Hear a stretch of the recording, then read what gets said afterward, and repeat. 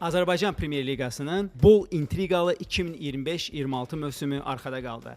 Siz kanalımıza abunə olun, biz isə bütün Premyer Liqa komandalarını bir dərin metriklərlə incələyək.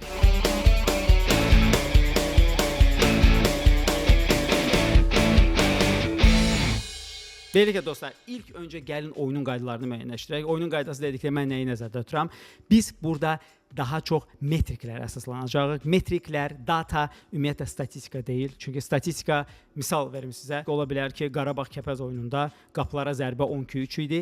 Amma bu bizə heç nə demir. Bizə data lazımdır ki, biz bilək ki, Qarabağ nə qədər pas atıb oyun ərzində, Qarabağ nə qədər meydanın rəqibə aid olan 1/3-ə girib, cərimə meydançasına nə qədər toxunuş edib və bu toxunuşların keyfiyyəti nə qədər idi. Bax, bütün bunları başa düşmək üçün bizə data lazımdır. İkinci qayda isə odur ki, bizim hamımız Azərbaycan çempionatına baxmaya bilərik, amma əksəriyyətimiz əlbəttə ki, Avropanın top futboluna baxırıq. Ona görə də biz müqayisələrimizi komandalarımızla yanaşı, eyni zamanda Avropanın top klubları ilə edəcəyik ki, müqayisə bir qədər aydın və bir qədər asan həzm olunan olsun. Getdik. Adət üzrə ilk öncə yenə də çempionluq uğrunda mübarizə aparan iki komanda haqqında bir-biri ilə müqayisəli şəkildə danışaq. Amma əlbəttə əvvəlcə sadədən mürəkkəbə doğru gedək və ilk öncə turnir cədvəlinə baxaq. Gördüyümüz kimi turnir cədvəlində biz maraqlı bir statistika görürük. Biz görürük ki, həm Qarabağ, həm də Sabah XP, yəni nə deməkdir? Gözlənilən xallarla real xallar arasında böyük fərq var. Gözləntilərə görə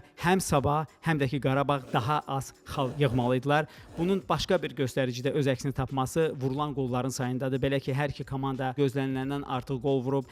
Bu Sabahda 10 artıq qoldur, Qarabağda isə 7 artıq qoldur. Əlbəttə ki, bütün mövsüm boyu metrikləri analiz edəndə sual çıxa bilər ki, bu haradan doğur? Bu bir mövsümlük anomaliyadır, yoxsa XG bizə nəyisə demir. Amma əslində bunu başa düşmək üçün gəlin ötən mövsümlərə gedək və son 3 mövsümdə biz bir paradigmanın sübutunu görəcək. O da ondan ibarətdir ki, iki halda adətən belə anomaliyalar baş verir. Bizim halda reallıq odur ki, bir komanda və ya iki komanda bu mövsümdə olduğu kimi digərlərinə nisbətən daha dominant futbol oynayır və liqadakı komandalar arasındakı səviyyə fərqi həddindən artıq böyükdür. Ona görə də bu komandalar həm effektivlik, həm oyunun təşkili, amma ən əsas da əldə olan oyunçuların mahirliyi sayəsində əlinə düşən epizodlardan maksimum effektivliklə istifadə edirlər və ona görə də onların nəticələri gözlənilənlərdən artıqdır, amma bu öz-özlüyündə normadır. Gəlin bunu başa düşmək üçün son 3 mövsümün turnir cədvəlinə baxaq və orada çempionluq yarışını yaxından izləməyə çalışaq. 2024-25-ci il mövsümə getdiyimizdə görürük ki, Qarabağ reallıqda 89 xal yığıb, amma gözlənilən xalları komandanın 75 idi. Burada maraqlı bir məqam ötən mövsüm ikinci yer tutmuş bir komandadır, Zirədəndir. Belə ki, Zirə 74 xal yığdı, tarixinin ən belə böyük xal uğurunu orada qazandı, amma komandanın X pointsi, yəni gözlənilən xalları cəmi 57 idi və biz Zirə haqqında danışanda göstərəcəyik ki, necə 4 mövsümün reallığında bu metriklər anomaliyadan normallığa qayıdır və reallıqda Zirənin 57 xal civarında olan komanda olmasını göstərir və bizə ötən mövsümdə də bunu deyirdi. Lakin gəlin bir mövsümdə əvvələ gedək. 2023-24-cü ildə Qarabağ 83 xalını gözlənilən 76.5 xaldan yığmışdı. Ondan əvvəlki mövsüm isə 2022-23-cü ildə həmin mövsüm xatırlayırsınızsa Sabahın çempionluğa ilk cəhdi idi. Komanda möhtəşəm Murad Musayevi baş məşqçi kimi götürmüşdü və sözün həqiqi mənasında Sabah mükəmməl bir mövsüm keçirmişdi. Həmin mövsümün yekunlarına görə Qarabağ 90, Sabah isə 81 xal yığmışdı. Amma gözlənilən xallara baxsaq, biz görürük ki, Sabah əgər 81 xalını 77.5 gözlənilən xalda, yəni hardasa burada anormallıq yox idi. Qarabağ yenə də overperformans etmişdi. Belə ki, Qarabağın gözlənilən xal yığımı 80 idi, amma komanda 90 xal yığmışdı. Yenə də bunun izahı ondan ibarətdir ki, Qarabağ daha yaxşı oyunçulara malikdir. Komandanın seleksiya, rekrutment işi daha yaxşıdır. Ona görə də eyni situasiyalarda bərabər oyunları Qarabağ ustalıq səviyyəsi sayəsində çox effektiv şəkildə qazanmağı bacarırdı. Biz bu mövsümə qayıtdıqda, bu mövsümdə Qarabağın gəlin əvvəlcə datasını incələyək və görək ki, bu mövsümdə komanda gözlənilən metriklərdə geriləyib, yoxsa məsələ başqa şeydədir. Biz hamımız bilirik ki, Qurban Qurbanov İspan futbol fəlsəfəsinin izləyicisidir, onu sevir. Ona görə də İspan futbolunda da iki element, topa sahib olmaq və pas ən əsas dominant elementlərdir və biz bu mövsümdə Qarabağa baxdığımızda görürük ki, Qarabağın metrikləri bu sahələrin hamısında demək olar ki, birinci yerdədir. Belə ki, Qarabağ Azərbaycan çempionatında 65% topa sahib olmaqla ən çox topla rəftar edən komandadır. İkinci tərəfdən komandanın PPG-yi, yəni 7.28-dir PPG. Yenə də bunu izah edək ki, sən rəqibə neçə pas imkanı verirsən ki, onu pressing edəsən. Yəni Qarabağda hardasa bu 7 pasdır. Bu o deməkdir ki, Qarabağ əgər göylərdirsə, rəqibinin hardasa meydanın bu sahəsində artıq birinci fazasında rəqibə aid olan 1/3-də təzyiqə məruz qoyur. Qarabağın pasları çox maraqlıdır. Qarabağ Azərbaycan çempionatında ortalama oyun ərzində ən çox pas atan komandadır. Belə ki, Qarabağın oyun boyu pası 480-dır. Bu 480 pasın 72-si progressiv pasdır. Progressiv pasın çox sadə izahı ondan ibarətdir ki, irəli, hücuma yönəlik pas deməkdir. Bu progressiv pasların da 62.72, yəni hardasa 63 pası rəqibin meydanın 1/3-nə edilən paslar idi. Hardakı təhlükə yaranmağa başlayır və bu pasların hamısından da Qarabağ ortalama oyun ərzində 25 dəfə rəqibin cərimə meydançasında topa toxunur. Amma eyni zamanda biz görürük ki, komandanın göstəriciləri həm xal yığması, həm vurulan qollar baxımından Qarabağ çox ciddi şəkildə geriləyib. Onun niyyəsinə keçməmişdən öncə bunu da qeyd edək ki, Qarabağ son 15 dəqiqədə 20 qol vurub. Bu göstəriciyə görə Azərbaycan çempionatının lideridir.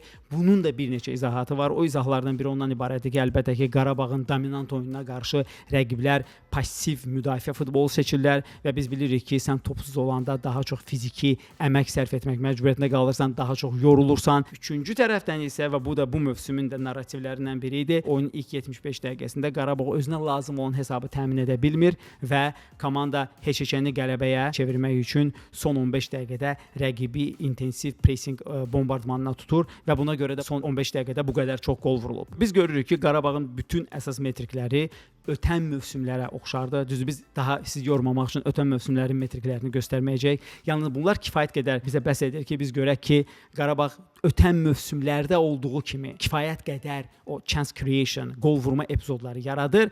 Amma bu mövsümdə komanda əlbəttə ki, ən çox mane olan belə personal deyə bilərik, yəni oyunçulardır. Oyunçulardan da bağlı məqam ondan ibarətdir ki, bildiyimiz kimi Qarabağ Çempionlar Liqasında əgər seçmə mərhələsində nəzərə alsaq, kifayət qədər oyun oynadı və bu oyunlarda da Qarabağ bu mövsümdə özünü yeni bir reallıqda tapdı ki, hardakı komandanın hardasa heç 16 bərabər səviyyəli oyuncusu yox idi ki, bir-birini yüngül rotasiya ilə əvəz etsin. Nəticədə Qurban Qurbanov ciddi rotasiyalara əl atmağa məcbur olurdu və bu rotasiyalarda komandaya da baha başa gəlirdi. Amma mövsümün ikinci yarısında, hətta rotasiyalar bitəndən sonra Qarabağ Newcastle maçda fevralın sonu turnir cədvəlindəki çıxışlarını bitirəndən sonra belə biz bunu sabahla maçlarda və Neftçi ilə oyunda gördük ki, komandanın ümumiyyətlə hətta bu sızma elementində də problemləri var idi. Bunun haqqında əslində ayrıca bir buraxılış da etmək olar. Bizim əsas məqamımız hücumun sivri ucu ilə bağlıdır. Belə ki, Qarabağın hücumunda iki fərqli profilli hücumçu var. Bir tərəfdən pressing maşını olan, hardasa bir qədər yuxarı qalxaraq Qarabağa mərkəzdə dominantlığa imkan verən Kamilo Duran var. Digər tərəfdən isə klassik 9 nömrə taran tipli Musa Qurbanlı var. Biz baxın dedik ki, qlobal komandalarla bunu müqayisə edəcəyik ki, nümunə daha da bariz şəkildə özünü göstərsin.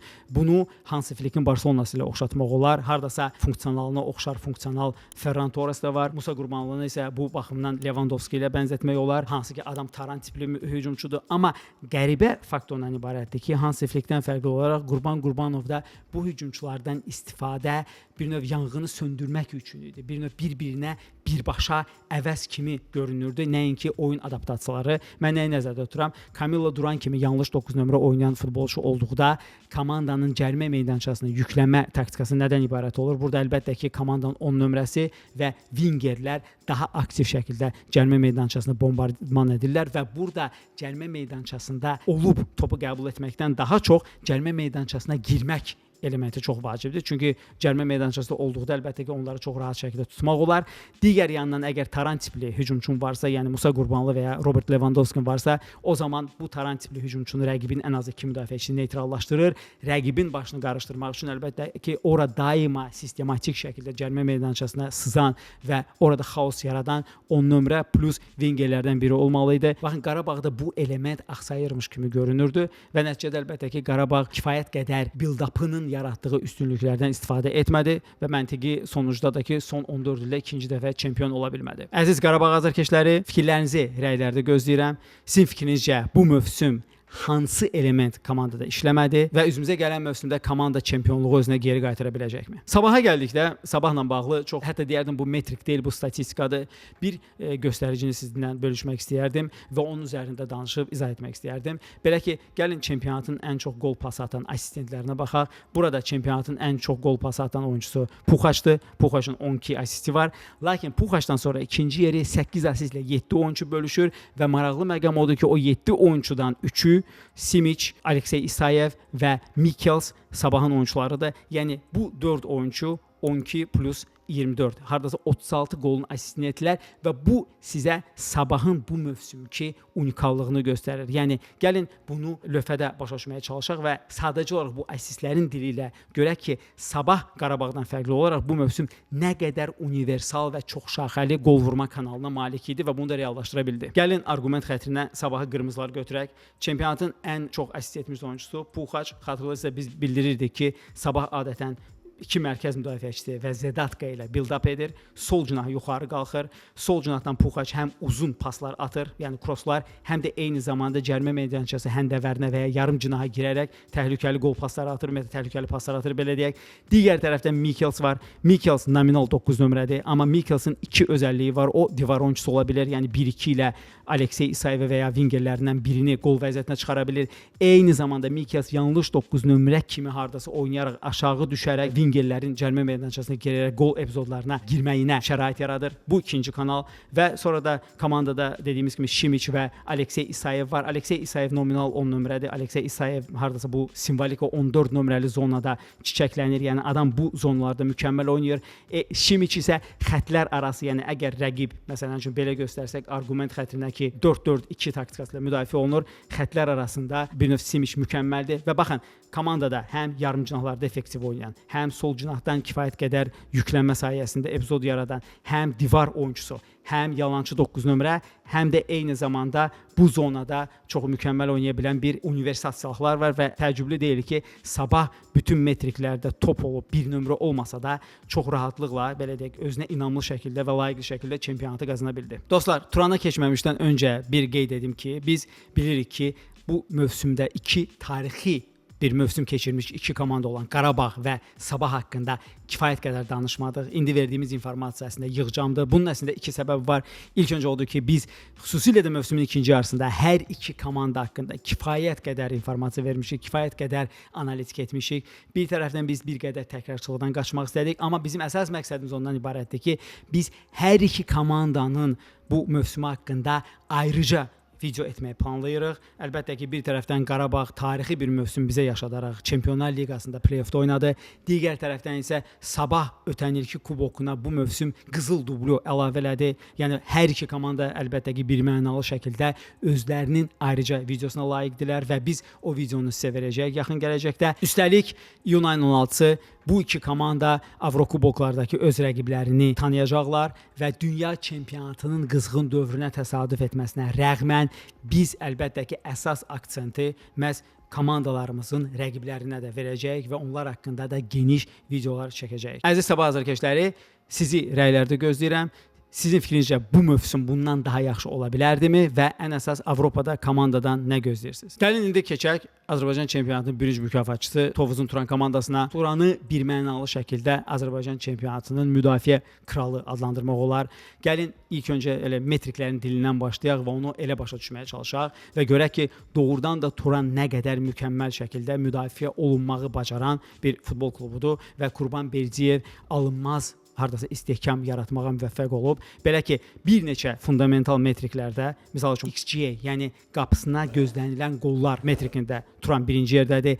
Eyni zamanda öz qapısına faktiki zərbə yeməkdə belə Turan Azərbaycan çempionatının ən yaxşı komandasıdır. Digər vacib müdafiə metriki, İngiliscə buna biz recovery deyirik, yəni topu rəqibdən almaq. Bu baxımdan da Turan birinci yerdədir və çox vacib 2 metrik uzun topları qarşılayan hava duelləri və eyni zamanda uzun toplarda hava duelindən sonra ikinci toplar uğrunda olan mübarizə. Bu da ki, İngiliscə loose ball duels-dır, yəni ki, boş topa kim tez çatır. Bu metriklərdə də Turan Azərbaycan çempionatının ən yaxşı komandasıdır. Bunu normal tamaşaçı insan dilində necə başa düşmək olar? Turan həm öz qapısına demək olar ki, təhlükə buraxmır, çox az təhlükə buraxır. Komandanın öz qapısına buraxdığı zərbələrin rəqibi üçün keyfiyyəti mümkün qədər qeyri-komfortlu və çətindir.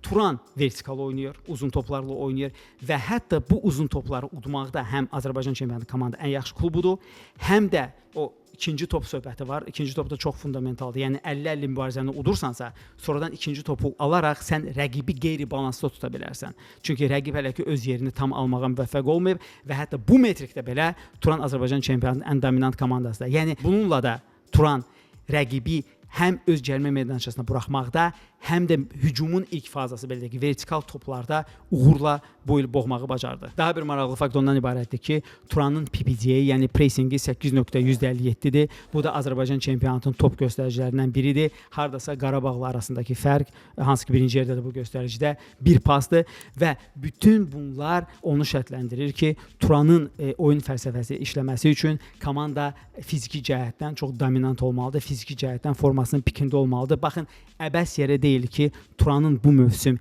ən güclü kəsiyi mövsümün əvvəlinə və xüsusilə də yanvardan sonra, yəni Antalyadakı təlim məşq toplanışından sonra ikinci dövrənin əvvəlinə təsadüf etdi. Yəni komanda kifayət qədər hazırlaşmağa müvəffəq oldu ki, fiziki cəhətdən dominant futbol oynaya bilsin. Çünki Turan kimi komanda, Turanı hardasa klassik İngilis metodu ilə oynayan İngilis klubları ilə müqayisə edə bilərik və ya Championship klublarına bu fiziki göstərici baxımından müqayisə edə bilərik ki, hardakı birinci kriteriya əlbəttə ki, komandanın fizikası olmasıdır. Çünki komandanın fizikasında boşalma əmələ gəldikdən sonra komanda öz güclü olduğu metrikləri itirməyə başlayır və sonra da problemləri əmələ gəlməyə başlayır. Hansını ki biz əyani şəkildə bu mövsümün noyabrın ikinci hissəsi və dekabrın sonuna qədər izlədik. Daha bir maraqlı göstərici Turanın qollarıdır. Belə ki, komanda bu mövsüm 44 dəfə fərqlənib və bu qolların 18-i ilk 15 dəqiqədə, hər yarının ilk 15 dəqiqəsində olub. Belə ki, birinci 15 dəqiqədə komanda 7 dəfə fərqlənib. İkinci hissənin ilk 15 dəqiqəsində isə komanda 11 dəfə fərqlənib. Bunun bir interpretasiyası var. Əlbəttə, ikinci hissənin ilk 15 dəqiqəsindəki 11 dəfə fərqlənmək birbaşa məşqçiyə bağlıdır. Qurbanberdiyev başda olmaqla Turanın məşqçilər korpusu həm komandanın öz boşluqlarını, amma ən əsas rəqibin boşluqlarını görürlər və fasilə zamanı komandaya konkret instruksiyalar verir ki, həmin boşluqları necə komanda eksploatasiya etsin. Digər yandan Turanın mən nəyə görə ilk 15 dəqiqə və ikinci hissənin 15 dəqiqəsində bu qədər qoluna aksent verirəm? Çünki Turan bilir ki, komanda müdafiə futbol oynayacaq, komanda rəqibi chance creation-a, yəni öz qapısında epizod əldə etməkdən məhrum edəcək. Belə güləşə komanda hazırlaşır və buna hazırlaşmaq üçün əlbəttə ki, bir top öndə olmaq daha rahatdır. Çünki sən bu zaman ən azı 3 xalı və hətta qapısından qol buraxsan belə bir xalla ayrılacaqsan və bütün bunları nəzərə alaraq bu da Turanın bir növ hesablanmış bir gedişidir ki, komanda Valeri Labanovskinin dövründə Dinamo Kiyevdə olduğu kimi maçın ilk 15 dəqiqəsində öz işini həll edir və sonradan da aqressiv və çox dinamik və kompakt müdafiəyə keçir. Əlbəttə ki, Turandan danışdıqda Turan azarkeşlərini belə bir sual maraqlandıra bilər ki, bəs yaxşı, komanda müdafiə meyilli komandadır. Biz dəfələrlə bildirmişdik ki, əgər komanda öz qapısında qol görərsə, bu Turan üçün çox fəsadlı olur. Turan özünə qeyri-komfortlu risklər etməyə başlayır və risklər oyunu hər iki tərəfə açır. Nəzərə alırıq ki, Turan kompakt müdafiədə daha yaxşıdır. Açılmalardan komanda daha çox itirir, nəinki qazanır. Turanın inkişafa yeri var. Ümumiyyətlə bu komandanı top komanda etmək olarmı? Yoxsa Turan daima müdafiəsinə aksent verərək uğura bel bağlamalıdır? Əslində biz İmişli və Şamaxı haqqında da danışanda bunu qeyd edəcəyik. Turanın o klublardan fərqi ondan ibarətdir ki, komandanın sütunları bərkidilib. Komandanın müdafiə planı elə yaxşı qurulub ki, komanda bir neçə metriklərdə və bir neçə oyunçu ilə bu metrikləri inkişaf elətdirsə, Turan həddindən artıq güclü müdafiə planlı, hardasa Jose Mourinho'nun 2004-5-ci il Chelsea kimi demək olar qapısından qol buraxmayan, amma hücumda da effektiv və brutal olan bir komandaya çevrilə bilər. Məsələn, Turanın iki göstəricisi var ki, hansının ki oyunçu transferi ilə düzəlməyi labüddür və mütləqdir. Bunlardan biri topa sahib olmaqdır. Komanda çox passivdir bu metrikdə. Komanda cəmi 45.6% topa sahibdir. Digər yandan isə ən absurd metrik əlbəttə ki pasdır. Oyun ərzində əgər Qarabağ biz göstərmiş ki 480 pas atırsa, Turanda bu göstərici 301-dir və Turan bu göstəricidə çempionatın ən aşağı komandalarından biridir. Əlbəttə ki, ən azından bu paslaşma metriki inkişaf etməlidir və bunun üçün də nə baş verə bilər? Bunun üçün əslində komandaya 3 mövqeyə oyunçu lazımdır. Onların birincisi əlbəttə ki, işləyən Tavares deyə bilərik. Yəni Tavares dedikdə nə nəzərdə tutulur? Fiziki qabaritləri güclü olan, fiziki elementləri güclü olan, box to box 6-8 nömrəli məsələsi, hansı ki komandanın oyunu yuxarı qaldıracaq. Digər yandan komandanın təşkilatlandırıcı mərkəz müdafiəçisinə ehtiyac var. Uzağa getməyib Azərbaycan çempionatında biz Steve Solvetti nümunə göstərə bilərik ki, hansı ki həm müdafiə xəttini yuxarı qaldıracaq, aşağı salacaq lazım olduğu təqdirdə və eyni zamanda qapanan rəqibə qarşı və ya Turana nəticə lazım olanda komandanın build-up'ını bir qədər yuxarı qaldırmağa müvəffəq olacaq. Üçüncü seçim isə indi bu Qurban Berdiyevin özünə bağlıdır. Bu ya winger ola bilər və ya mərkəz hücumçusu ola bilər. Hazırki formatda əgər beşli oynayacaqsa Turan bu zaman çox güman ki bu ikinci hücumçu olacaq. Çünki Turanda çox mükəmməl mövsüm keçirmiş Jo var. Amma Jo Taran tipli bir qədər asta hücumçudur. Əgər Turanda cərimə meydançasına aqressiv girə bilən sürətli bir ikinci hücumçu olarsa, hardasa Souza ilə oxşatmaq olar bu profili. Bundan Turan çox ciddi şəkildə yararlana bilər. Amma idealda əgər Turan dördlü müdafiəyə keçib 4-2-3-1 və ya 4-3-3 oynayarsa, bu zaman wingerlərin biri hansı ki sürətli, şığıyıcı, hardasa profilinə uyğun olaraq Patrick Dorguya Manchester United-ə oxşayan, hansının ki əsas elementi ağır işi görməkdir, müdafiəyə kömək eləməkdir, amma hücumda da kifayət qədər sürəti hesabına epizodlar yaratmaq bacarığıdır. Bu 3 transfer olacağı təqdirdə Turan əslində oyunu çox ciddi şəkildə dəyişib, yəni yaxşı mənada hücum planında tanınmaz komandaya çevrilə bilər. Çünki Qurban Berdiyevin qurduğu müdafiə bütün metriklərdə göstərir ki, bu müdafiə reaktivdir, amma pasiv deyil. Yəni bu müdafiə bir növ sistematik, şuurlu müdafiə futboludur və günün sonunda da nəzərə almaq lazımdır ki, bir məşqçi əlində olan oyunçularla oyun oynaya bilər. Yəni sən əlində əgər uyğun oyunçular yoxdursa, bu zaman sən istədiyin hücum futbolu oynayacağın təqdirdə bu çox sadəlövh yanaşma olacaq və bundan komanda ancaq itirəcək. Turanın indiki transfer kampaniyasına baxmaq çox maraqlı olacaq. Komandanın iştahı məncə maksimumdadır. Nəzərə alaraq ki, Tovuz klubu Konferans Liqasının ikinci mərhələsində vəsiqə qazanıb. Bu o deməkdir ki, rəqiblərdən nisbətən Turan həm 2 həftə, 3 həftə hətta gec başlayır və komandanın yay təlim məşq toplanışında alacağı futbolçuları inteqrasiya etmək şansı olacaq. Biz ona görə də fikirləşirik ki, transfer pəncərəsi yayın ortasında açılan kimi Azərbaycan çempionatının ən aktiv klublarından biri Turan olacaq. Bunun səbəbi Konferans Liqası ilə yanaşı oyun tonusuna həmin oyunçuları Qurban Berdiyevin salmaq ehtiyacıdır və bu zaman biz çox maraqlı bir komandaya şahid ola bilərik və Azərbaycan çempionatında Turan gələn mövsüm həm də hücum profili ilə də seçilə bilər. Əziz Turan azarkeşləri, siz bu mövsümü nə qədər uğurlu qiymətləndirirsiniz və komandanın Avropadakı çıxışından nələr gözləyirsiniz? Əlbəttə ki, Azərbaycan çempionatının zirvəsindən danışanda son danışacağımız məqam 4-cü yerin sahibi Neftçidir. Neftçi fantastik ikinci yarı keçirdi. Bu mövsüm xatırlayırsınız, birinci hissəsini mövsümün turnir cədvəlinin ortalarında tamamlamışdı. O qədər də böyük ümidlər vəd etmirdi. Amma Vernidub sözün həqiqi mənasında fantastik işi çox qısa zamanda görməyi bacardı və Neftçini turnir cədvəlinin ortalarından hardasa Avropaya ümid edən komandaya əvvəlcə çevirdi. Ardından isə mövsümün sonunda belə sıçrayış bir çıxışla zirəni də geridə qoyaraq layiqli şəkildə komanda Turanla 3-cü, 4-cü yeri xal fərqi olaraq eyni xalla bölüşdü. Amma əlbəttə gəlin başa düşməyə çalışaq ki, Vernidub bunu nəyin sayəsində etdi? Biz Neftçi haqqında danışanda bunu dəfələrlə bildirmişdik. Amma Vernidubun oyun fəlsəfəsinə keçməmişdən öncə onu qeyd edək ki, Ukraynalı mütəxəssis komandada keçirdiyi son 10 oyun metrikində Azərbaycan çempionatının lideridir. Komanda 8 maçda qələbə qazanaraq 25 xal yığıb. Son 15 maçda isə Neftçi bu göstəricidə yalnız Sabahdan 3 xal geri qalır və bu da komandanın proqresinin nə qədər təsadüfi yox, qanuna uyğun bir inkişaf trayektoriyasıyla getdiyini göstəricisidir. Əgər xatırlayırsınızsa, dövrlər arası biz analiz edəndə də bildirmişdik ki, Neftçi bəxtsizlikdən çox ciddi şəkildə əziyyət çəkirdi. Komanda kifayət qədər qol epizodu yaradıb, amma bu epizodları reallaşdıra bilmirdi və nəticədə elə yanvar ayının əvvəlində Neftçi hardasa yığmalı olduğundan faktiki 6-8 xal az yığmışdı. Amma Yuri Vernidub əlbəttə ki, komandanı səhmana salmaq üçün ilk öncə oyunun build-up'ını qaldırmalı oldu. Belə ki, Samir Abbasovun dövründə Neftçi hətta mövsümə həddindən artıq mühafizəkar taktikada başlamışdı. Komanda build-up'ını belə beşli futbolçu ilə edirdi. Analogiya xatirinə biz əgər götürsək bu beşli müdafiəni, bu qırmızıları Neftçi götürsək, fərqi yoxdur ki, sən meydanın yuxarısında nə edirsən. Əgər sən özünə aid olan meydanın 3də 1-də 5 oyunçu ilə, 5 meydan oyunçusuyla çıxmaq istəyirsənsə, əlbəttə ki, sənin rəqibi təzyiq altına qoyub, rəqibə qarşı təhlükəli epizodlar yaradıb, həmin o progressiv pasları vermək və bundan effekt görmək şansın çox azdır. Ona görə də Neftçi mövsümün birinci yarısında çox ciddi şəkildə geriləyirdi və əlbəttə yenə də buna da bəxtsizlik faktoru da, öz əlinə düşən şanslardan yararlanmamaq faktoru da əlavə olunur və bütün bunlar Neftçinin mövsümün ikinci hissəsindəki uğurunu şərtləndirir. Belə ki, Verndub hansı metoda əl atdı? Samir Abbasov hətta dördlü müdafiəyə keçdikdən sonra 2 dayaq yarım müdafiəçisi oynayırdı. Bunun da əsas məqsədi əlbəttə ki, həmin o 2 dayaq yarım müdafiəçisi bir növ müdafiənin üstündə müdafiəni sığortalayırdı. Yur Verndub ilk öncə tək dayaq yarım müdafiəçisi oyuna keçdi. Burada Matthew həm arxanı qoruyur, amma eyni zamanda hücumun birinci fazasında meydanın ortasından rəqibin 1/3-nə keçiddə ilk element rolunu oynayırdı. Ondan başqa sol cinahda box to box Emil Səfərov yer almağa başladı. Emil Səfərov daha çox hücumda sərbəstliyə malik olmağa başladı ki, bunun da bəhrəsini komanda mövsümün ikinci yarısının ikinci hissəsində görməyə başladı.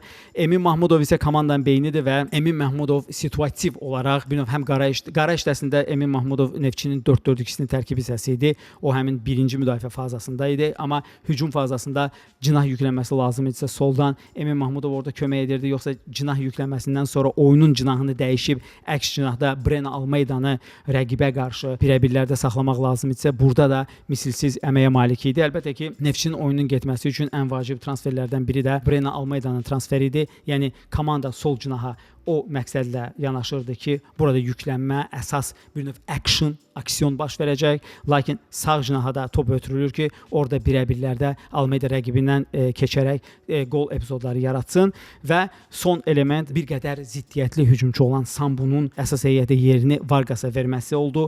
Bir tərəfdən Sambu Azərbaycan çempionatının bombardirlər siyasətində da gördüyümüz kimi ikinci yeri bölüşür, 11 qolu var. Amma digər tərəfdən Sambunun hücumçuya məxsus olmayan belə qəribə özəllikləri var. Adam həddindən artıq çox qol epizodunu boşa verir. Xatırladınızsa biz mövsümün əvvəlində Neftçi ilə bağlı buraxılışda qeyd etmişdik ki, belə bir müşahidə var idi ki, adətən mərkəz hücumçusu rəqibi çaşdırmaq üçün əgər bu mərkəz hücumçusu rəqibin 2 müdafiəçinin arasına girməlidir və bu araya girmək ona kömək edir ki, ani dinamik hücumda rəqibi müdafiəçisini bir anlıq çaşdırsın ki, kim bu futbolçunu tutacaq ki, bu da ona rəvac versin ki, həmin oyunçu atılacaq pasa çıxa bilsin və rəqibə nisbətən yarım saniyə üstünlüyə malik olsun. Amma Sambunun qəribə özəlliyi ondan ibarət idi ki, Sambu mövqe hücumunda oturan komandalara qarşı ya bir müdafiəçinin arxasına girirdi, ya da o biri müdafiəçinin önünə çıxırdı və nəticədə rəqib heç nə etmədən adam öz-özünü neytrallaşdırırdı. Amma bizim düşüncəmizcə Vargasın əsas heyətdə yer almasının səbəbi Neftçinin hücumda axıcılığa nail olmasıdır. Yəni Sambunun forması nə qədər müzakirə olunsa da günün sonunda adam 11 qol vurdu. Bəlkə də göstəriciləri daha 3-4 qol artıq ola bilərdi ki, bu da Neftçiyə bir neçə xal qazandıra bilərdi. Amma Verndubun daha strateji yanaşması var ki, Vargas hələ ki pressingdə o qədər sistematik olmasa da o hücum fazasında kifayət qədər özünün belə xaotik hərəkətləri ilə rəqibi çaşdıra bilir və öz komanda yoldaşlarına kifayət qədər boşluq aça bilir. Ona görə də Neftçinin metriklərinə baxdığımızda bir mənalı olaraq obyektiv bir metrik çıxartmaq nəyə görə çətindir? Çünki 2 fərqli məşqçisi olub komandanın, hər 2 fərqli məşqçi fərqli oyun taktikasıyla oynayıb. Hətta Samir Abbasov mövsümün əvvəlində ümumiyyətlə oyun formatsiyasını fərqli edirdi. Mövsümün bir neçə turundan sonra artıq dördlü müdafiəyə keçməyə başladı. Onun da oturması üçün bir neçə tura ehtiyac oldu. Lakin bunlara baxmayaraq, bütün bu göstəricilərə baxmayaraq Neftçi bir neçə açar oyun kriteriyalarında Azərbaycan çempionatında artıq top 3-lükdə və ya top 2-likdədir. Belə ki, maraqlı statistikalardan biri hansı ki Verndubun dövründə formalaşdı. Bu deep completion'dır, hansında ki Neftçi ikinci yerdədir. Azərbaycan dilində deep completion nədir? Bunun əsas məqsədi ondan ibarətdir ki, sən rəqibə meydanın aid olan hissəsinin rəqibin qapısının 20 metrliyində topu qəbul edirsən və bu əlbəttə ki, rəqib qapısında təhlükəli epizodların yaratması üçün açar metrikdir. Digər tərəfdən Neftçi eyni zamanda lazım olanda asmalardan da istifadə etməkdən çəkinmirdi. Bu göstərici Azərbaycan çempionatında ikinci komandadır və Neftçinin ikinci komanda olduğu başqa bir göstərici progressiv, yəni irəli doğru atılan paslardır. Bu da hardasa artıq noyabrın əvvəlindən bu yana Neftçinin etdiyi metrikdir. Çünki mövsümün əvvəlində biz deyirdik ki, dəfələrlə komanda 5'li müdafiəçi ilə, 5'li futbolçu daha doğrusu build up etdiyindən komanda komanda çoxlu yana, arxaya paslar atırdı. Amma eyni zamanda Neftçi çox texnikalı İmad Faraj və Brennan Almeida kimi cinahlara malik olduğundan komanda driblingə çox əl atırdı və bu göstəriciyə görə Azərbaycan çempionatının 3-cü ən yaxşı komandasıdır. Və əlbəttə ki, ən vacib metriklərdən biri cərimə meydançasında topa toxunuşdur ki, hansında ki Neftçi yenə də ancaq Qarabağ və Sabaha uduzdu. Əziz Neftçi azarkeşləri, biz ayrıca Tovuz Turan haqqında etdiyimiz videoda da sizin rəylərinizi gördük. Siz bizdən Neftçinin çıxışı ilə bağlı da ayrıca video istəmişdiniz və biz bunu nəzərə alacağıq. Amma indilik bizə deyin ki, bu mövsümü ümumilikdə necə qiymətləndirərsiniz? Növbəti mövsümə ən əsas gözləntiləriniz nədir və necə düşünürsünüz? Neçə mərhələ Konfrans Liqasında Neftçi keçə biləcək? İndi isə keçək Zirəyə. Zirə Azərbaycan çempionatının ən uğursuz mövsüm keçirən klublarından biridir. Xatırladaq ki, bundan əvvəlki 3 mövsümdə Zirə 3 il əvvəl 3-cü yeri, son 2 mövsümdə isə gümüş medalları qazanmışdı. Azərbaycanı Avropada çox rahat təmsil edirdi. Yalnız Qarabağdan geri qalırdı. Lakin baxın, o metriklərin effektiv olduğu element harda köməyimizə gəlir? Məhz Zirənin halıdır. Gəlin bunun üçün oyun boyu qazanılan xallara baxaq və sonra metrikə müraciət edək. Baxın, verilişimizin əvvəlində biz göstərirdik ki, komandalar gözlənilən xallara nisbətən nə qədər anormal az və ya çox xal qazanırlar və ötən mövsüm Zirə 74 xal qazansa da onun faktiki gözlənilən xal göstəricisi hardasa 57 idi. Nəzərimizə alaq ki, Zirə əgər normada yığmalı olduğu xalı yığır, komandada plus minus 1-2 əsas oyunçu gedə bilər və ya vacib bir oyunçu gələ bilər, amma eyni məşqçidir, yəni komandanın kursu eynidir və gəlin komandanın son 4 mövsümünə baxaq. Bu mövsümdə daxil olmaqla. Biz görürük ki, Zirə son 3 mövsümdə əslində hardasa 58, 74 və 58 xal yığıb, yəni ötən mövsümün 74 xalında anomaliya olduğunu nəzərə alaraq biz onu deyə bilərik ki, Rəşad Sadıqovun layihəsi hazırda Azərbaycan çempionatında istər 33 və ya istər 36 tura hardasa 58 xal civarında xal yığır. Amma dəyişən nə oldu ki, Azərbaycan çempionatının ümumi səviyyəsi qalxdı. Mövsümün əvvəlində legionerlər limiti ləğv olunandan sonra klublar daha aqressiv və ambisiyalı transfer kampaniyası keçirməyə müvəffəq oldu və bunun nəticəsində əlbəttə ki, Zirə ciddi tektonik dəyişikliklərdən itirən komandalardan biri oldu. Çünki bir tərəfdən Zirə normal performansını, normal xalını qazandı. Amma digər tərəfdən qəribləlik ondan ibarət idi ki, Azərbaycan çempionatında o biri komandalar çox uğurlu olduğundan, çox güclü olduğundan Zirə adətən rahat şəkildə top üçlükdə bu xalla yer tutduğu halda bu mövsüm ümumiyyətlə Avropada imkan verən 4-cü yeri tuta bilmədi və bu da əslində həm Rəşad Sadıqov, həm də ki Zirə rəhbərliyi üçün maraqlı bir dilema yaradır. Yəni sual ondan ibarətdir ki, Zirə növbəti mövsüm ciddi transferlərə əl ataraq bir qədər öz səviyyəsini qaldıracaq ki, qalxmış çempionatda o biri komandalara uyğun olsun, yoxsa Zirə hardasa yenə də 57-58 xal yığan komanda olacaq və bu da çox güman ki, Zirəyə yenə də bu mövsümdə olduğu kimi heç top 4-lükdə yer almağa belə imkan verməyəcək. Əziz Zirə azarkeşləri, sizin fikrinizcə niyə bu mövsüm uğursuz oldu və gələn mövsümdə komanda top 4-lük uğrunda mübarizə apara biləcəkmi? Turnir cədvəlinin ortalarına getdikcə əlbəttə biz burada 2 hücumda çox xoş, amma müdafiədə çox ciddi problemli komanda ilə qarşılaşırıq. Gəlin əvvəlcə Sumqayıtdan danışaq. Çünki bir tərəfdən Sumqayıtın hücum metrikləri, yəni build-up, yaradıcı oyun metrikləri çox gözəldir. Yəni Azərbaycan çempionatında topunda da olmasa ondan bir qədər aşağı səviyyə üçün çox yaxşıdır. Belə ki, Sumqayıt 55% topa sahib olub ortalama, üstəlik ən vacib metriklərdən biri Sumqayıtın progressiona, yəni hücuma meyilli keçidlərdə burada 64.76 ilə çempionatın 5-ci komandasıdır və bütün hücum metriklərinə baxdığımızda görürük ki, Sumqayıt turnir cədvəlinin yuxarısındadır və o qədər də ümidsiz görünmür. Amma Sumqayıtın ən böyük problemi müdafiə xəttidir. Ümumiyyətlə komandada müdafiə xəttindəki problemi 2 metriklə izah etməyə çalışardım. Onlardan birincisi əlbəttə ki PPDA idi. Yəni Sumqayıt 11.175 artı 12 pasa imkan verir ki, rəqibini pressingə məruz qoysun. Bir tərəfdən fikirləşə bilərsiniz ki, hardasa elitar göstəriciyə malik olan Qarabağ Sabah Neftçi arasında 4-5 pas fərqi var, amma bu çox şey dəyişir. Yəni 4-5 pas hardasa meydanın özünə aid olan 3/1-dən meydanın mərkəzinə qalxmaq da və ya hətta rəqibin 3/1-ə girişinə çatmaq da anlamına gələ bilər. İkinci tərəfdən isə Sumqayıtda problemli məqam əlbəttə ki, buraxılan 48 qoldur və belə bir həssas metrik var. Orada XGA, yəni hər zərbənin gözlənilən qola dönüşmə ehtimalı Sumqayıt Sumqayıtda 0.14-dür. Bu heç nə sizə demir, amma bunun anlamı ona gətirib çıxarır ki, Sumqayıt rəqiblərinə təhlükəli epizodlara asan şəkildə girərək təhlükəli epizodlardan o qədər də ciddi maneə görmədən zərbə yeməsinə şərait yaradırdı. Və əlbəttə ki, sən qapına nə qədər futbolda həyatda olduğu kimi tədrici və sistematik yolla işləyir. Yəni sən nə qədər az öz 1/3-nə rəqibi buraxırsan, nə qədər az cərimə meydançasında toxunuşa imkan verirsənsə, o qədər də az gol buraxmaq şansına maliksən. Təəssüf olsun ki, Sumqayıtda bu element çox problemli idi. Buna görə də Sumqayıt mövsümün ikinci yarısında ümumiyyətlə Avrokuboklara o mübarizəyə belə qoşula bilmədi. Biz isə daha bir kluba keçmək istəyirik. Əgər Sumqayıt bir şəhərin klubudursa, bu zaman bir Muxtar Respublikan klubu olan Arazdan danışmaq istəyirik. Arazın hücum göstəriciləri Sumqayıtınkindən də daha yaxşı idi. Belə ki, Araz inanılmaz effektiv şəkildə pressing edir. Komandanın PPD-yi 8.129-dur. Buna görə Arazı keçən iki komanda yalnız Qarabağ və Sabahdır. Digər tərəfdən Araz 55% topa sahib oldu və bu da liqanın 4-cü göstəricisidir.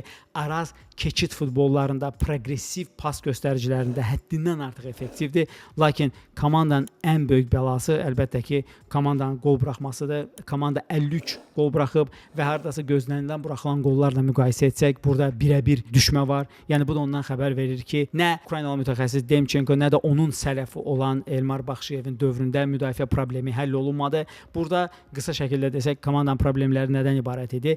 Araz maçın kifayət qədərini özünə aid olan meydanın yarım hissəsində keçirirdi.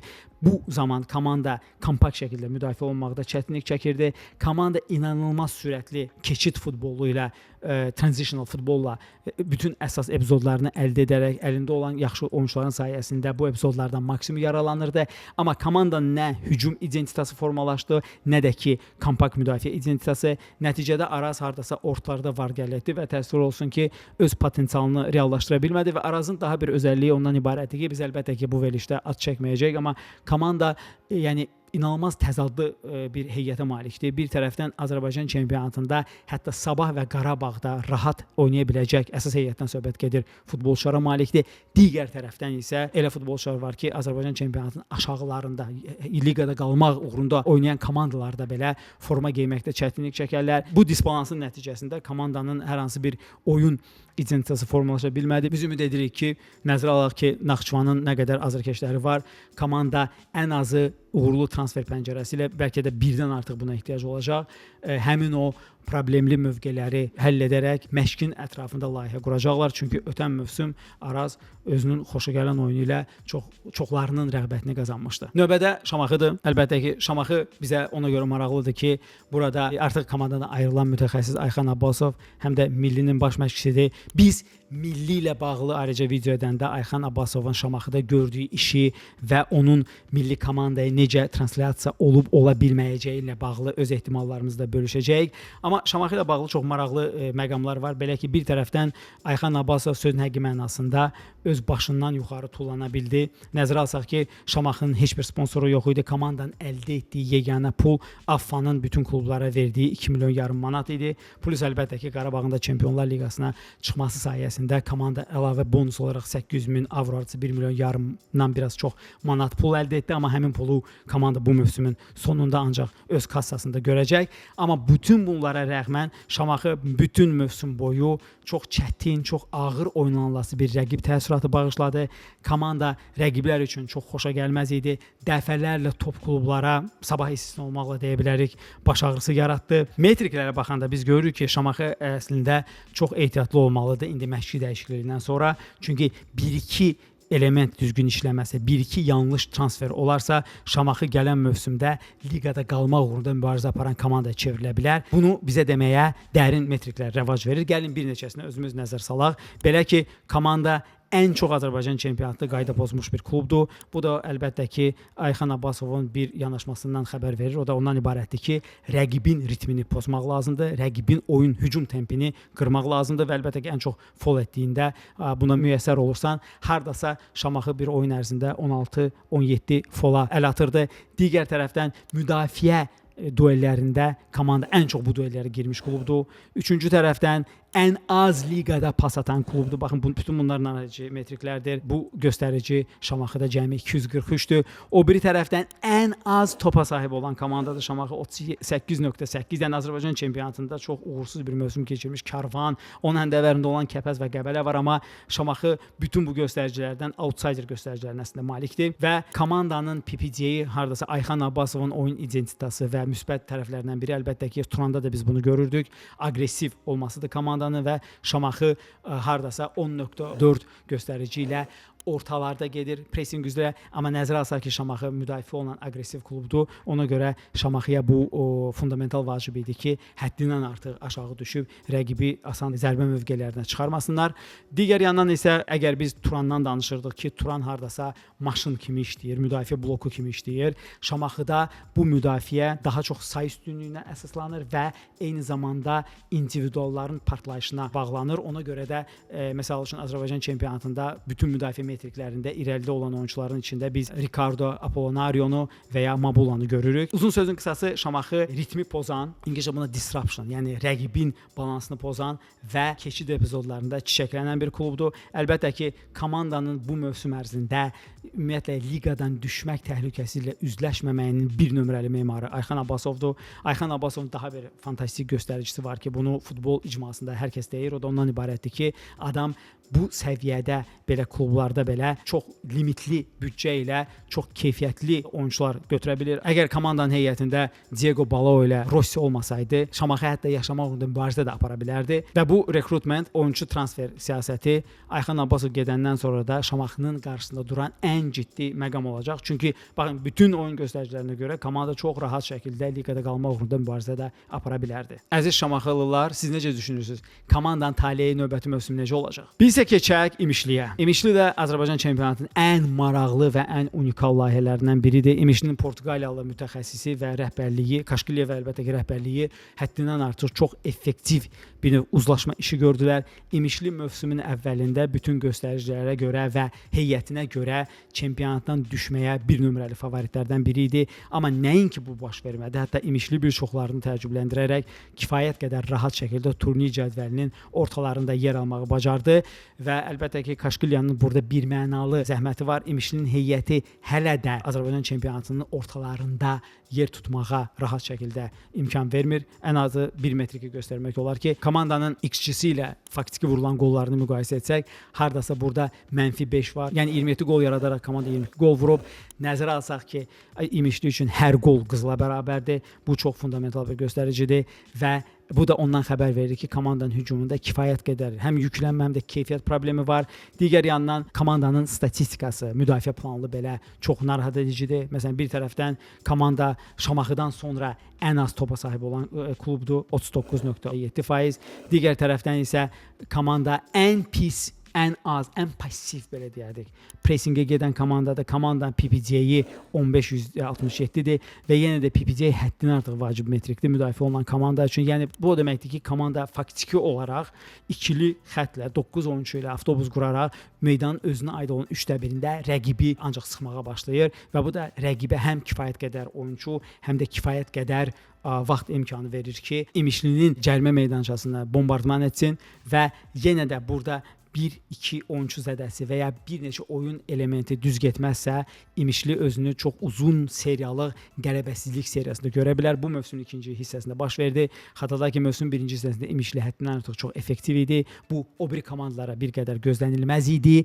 Amma mövsümün ikinci yarısına nisbətən həm fiziki cəhətdən İmişli bir qədər yorulmağa başladı, həm də günün sonunda, yəni əgər sənin hücum identitan necəsə, ya əks hücumlar ya keçid futbolunda sürətli oyun olmazsa, rəqiblər səninlə necə mübarizə aparmağı öyrənəcəklər və bir növ hardasa biz mövsümün son bir neçə turuna qədər biz bunu gördük. Yalnız son turlarda İmişli bir qədər özünü toparlaya bilərək vacib xallar qazandı və yaşamaq uğrunda mübarizədən canını qurtardı. Amma İmişliyə çox ciddi öz səviyyəsində əlbəttə ki, transfer pəncərəsi lazımdır ki, komanda misal üçün şərti olaraq əgər Şamaxıdan Kərim Rossini alarsa, komanda hücum planında çox ciddi bir problemi həll etmiş olar. Bir şərtlə ki, əlbəttə ki, Rossi özü də bu mövsümdəki Şamaxıdakı effektivliyini İmişlidə də göstərsin. Digər tərəfdən tərəfdən Kaşqilya komandadan ayrıla bilər. Biz bunun detallarını bilmirik, amma bu çox həssas və vacib, həlledici bəlkə də qərar ola bilər. Çünki bir tərəfdən əgər klub rəhbərliyi komandaya yeni oyunçular gətirib və komandanın oyun planını dəyişmək istəyirlərsə və buna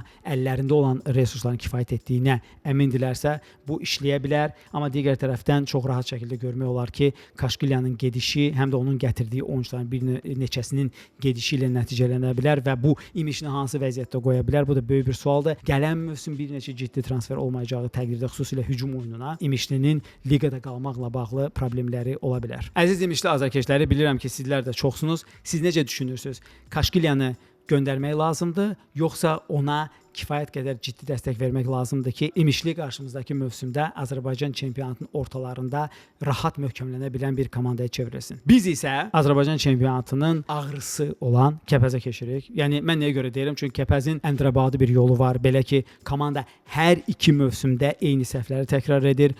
Hər iki mövsümün ilk 6 oyununda bir mənalı şəkildə darmadağınlarla mənfi 20-dən artıq qol fərqi ilə uduzur. Amma sonradan Azər Bağırovu gətirərək Azər Bağırov bir növ ölünü diriltməyə müvəffəq olur və Kəpəzi son turlardakı top komandalarla qələbə sayəsində çempionata saxlaya bilir. Amma əlbəttə ki, Kəpəzin müdafiə metrikləri bərbaddır. Bu həm Azər Bağırova qədər, həm də Azər Bağırovun dövründə də davam etdi. Belə ki, komanda 60 qol buraxıb qapısından və 60 qolu 90 dəqiqə ərzində hardasa 13-14 zərbə qapısına buraxmaqla buraxıb. Üstəlik bu zərbələrin hər üçündən biri potensial 0.2-dən artıq, yəni qolun 5də 1-i XG səviyyəsində olub. Yəni bu o deməkdir ki, komanda müdafiə futbolu çox bərbaddır.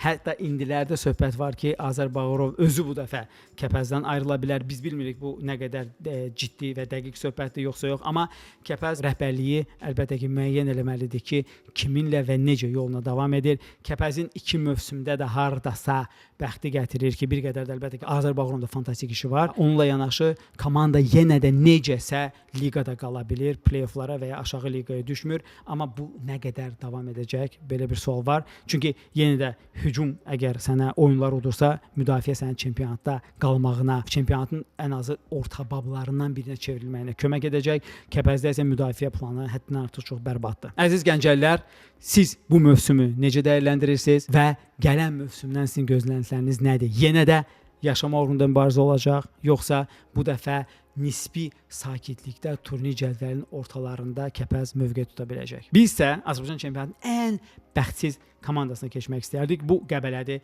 Sadəcə olaraq bir qısa, balaca bir metriklə mən onu göstərmək istəyirəm ki, Qəbələnin nə qədər bəxti gətirmir. Bu əlbəttə ki, komandanın yığdığı xaldır. Baxın, komanda mövsümü 26 xalla bitirib və indi Mingəçevirlə çempionata qalmaq üçün play-off oyununa hazırlaşır. Digər tərəfdən isə gözlənilən xallar 43.5-dir. Yəni komanda hardasa yığmalı olduğundan 20 xal, 17 xal belə deyək də 5-6 qələbə az qazanıb. Və ironiya ondan ibarətdir ki, əgər Qəbələ bu 17 xal yox, 3 xal da artıq qazansaydı, 1 xal da artıq qazansaydı, əlbəttə ki, çempionata 10-cu yer tutaraq rahat şəkildə həm ağır mövsümdən sonra istirahət edərdi, həm də ki, növbəti mövsümə hazırlaşardı. Daha indi olduğu kimi Mingəçevirlə əslində play-off oyununa, hansı ki, bu da böyük bir stresli Qəbələ üçün hazırlaşmazdı. Əslində Qəbələ özü də Mingəçevirin qarşısında ala biləcəyi daha çətin rəqibdir. Mingəçevirə daha rahat olardı ki, xaotik Kəpəzlə oynasın, nəinki bu qədər yaxşı, effektiv, amma öz gücünü meydanda nəticəyə konvertasiya edə bilməyən bir Qəbələ ilə oynasın. Qəbələnin çünki metriklərinə baxdığımızda, baxın biz komandanın qol yaratmaq metrikinə baxırıq, istərsə də irəli paslar, yəni biz buna progresiya deyirik. Eyni zamanda hücum profillərinə baxırıq. Komanda bütün bu göstəricilərdə həm də aktiv duellərə girməkdə çox effektivdir. Yəni Çıxadadze nə qədər Qəbələ azarkeşləri tərəfindən aydındır nəyə görə tənqid olunsa da, adam həddindən artıq çox yaxşı iş görür. Yəni bir məşqçinin eləyə biləcəyi bir işi görür. Sadəcə olaraq həm komandanın təcrübəsiz gənc olması, həm də yenə də bəxtsizlikdən başqa bunu bir şey adlandırmaq olmaz. Qəbələyə mane olur ki, komanda turnir cədvəlinin ortalarında rahat yer tutsun. Çünki individuallara baxdığımızda da biz görürük ki, Ovusu hücuma meyilli duellərdə lider mövqelərindədir. Eyni zamanda məsəl üçün Balua yaradıcı metriklərdə də çox kifayət qədər seçilir. Amma günün sonunda biz təəssüf olsun ki, Qəbələ azarkeşləri üçün bunu meydanda kifayət qədər konvertasiyasını görə bilmədik və nəticədə indi Qəbələ olduğu mövqeyindədir. Yəni bizim yanaşmamız ondan ibarətdir ki, əgər Qəbələ öz heyətini dağıtmasa, ən azı çünki bu heyət 1 il artıq Azərbaycan çempionat təcrübəsi keçib, əlbəttə komanda liqada qalsa, hansında ki biz bunu çox böyük favorit görürük ki, 80-20 Qəbələ liqada qalmalıdır, çünki həddindən çox güclü komandadır və eyni zamanda Çxadadzəyə bir qədər də dəstək verirsə, Qəbələ, yəni artıq bu imişli Kəpəzdə olduğu kimi sual işarəsi deyil, dəqiqliklə turnir cədvəlinin ortalarında olmalıdır. Sadəcə olaraq bunun üçün bir balaca təcrübə, biraz da bəxtə ehtiyac var və əlbəttə ki, bir qədər də bir neçə təcrübəli oyunçu transferinə Qəbələnin hava və su kimi ehtiyacı var. Çünki cavanlardan ibarət komanda ilə bax belə nəticə əldə edirsən, bu da əlbəttə ki, bütün mövsüm boyu həm məşqçilər korpusu, həm komanda, həm də onun azarkeşləri üçün çox ciddi bir baş ağrısıdır. Əziz Qəbələlilər, siz nə fikirləşirsiniz? Sizin fikrinizcə komandanın bu mövsümdəki ən çatışmayan elementi nə idi və komandadan gələn mövsümdən gözləntiləriniz nədən ibarətdir? Və sonda əlbəttə ki, Yevlaxlı azarkeşlərin xətrinə dəyə bilmərik. Baxmayaraq ki, Yevlax komandası Karvan həddindən artıq uğursuz bir mövsüm keçirdi. Hardasa mövsümün əvvəlindən, yəni bir 6-7 turdan sonra bu ölünü Azərbağırov dirildəndən sonra Karvan daima turnir cədvəlinin sonunda oldu. Komanda məşqi dəyişikliyinə əl atdı, amma bunun meydanda təəssüf olsun ki, heç bir nəticəsi olmadı. Əlbəttə, hər şeyi biz eyni zamanda bağlamalıyıq komandanın əlində olan heyətə görə. Heyət təəssüf olsun ki, Azərbaycan çempionatına idi ki, mövsümdə göstərdi ki, Premyer Liqada qalmaq uğrunda mübarizəyə belə hazır deyildi. Yəni ona o səviyyədə deyildi. Karvanı biz xarakterizə edəsi olarıqsa, bu bir növ köhnə məktəb müdafiə komandasıdır, hansı ki, yaşamaq uğrunda mübarizəyə köklənib, hardasa məşhur İngilis mütəxəssis Sean Dyche'ın Burnley-sinə Karvanı oxşada bilərik, amma əlbəttə ki, bir qədər kasıb versiyasına. Çünki biz bütün müdafiə metriklərinə baxsaq, interceptions, yəni topu almaq rəqibdən, eyni zamanda bloklar, bütün bu göstəricilərdə Karvan kifayət qədər yüksək yerlərdə idi. Digər yandan komandanın texniki səviyyəsinə görə də əlbəttə ki, topa sahib olmaq aşağı idi. PPC o qədər də neqativ deyildi. Köhnə İngilis məktəbi klubu tipajında oynadığına görə həm aqressiv hava duellərinə, həm də həddindən artıq asmalara stavka verirdi. Lakin bunlara bel bağlamaq təəssüf olsun ki, komandaya kömək etmədi və hardasa mövsümün yarısından Karvanın biz də düşəcəyini gözləyirdik. Nə demək olar? Karvan region komandasıdır. Azərbaycan regionlarından Premyer Liqada mümkün qədər çox iştirakçı ehtiyac var və Karvana, onun azarkeşlərinə növbəti mövsüm 1-ci liqada uğurlar arzulayırıq ki, tezliklə Premyer Liqaya qayıtsınlar və bu dəfə Premyer Liqaya daha da hazırlıqlı olsunlar. Siz əziz Yevlax azarkeşləri nə fikirləşirsiniz bu mövsüm haqqında və ümumiyyətlə gələcəyə, gələn mövsümə ümidləriniz varmı? Dostlar, beləliklə biz bununla da maraqlı və intriqalı mövsümü arxada qoyduq. Belə videoların daha çox gəlməyini istəyirsinizsə, kanalımıza abunə olun, şərhlərinizi əsirgəməyin və əlbəttə ki, videonu bəyənəcəyiniz halda like düyməsini sıxın.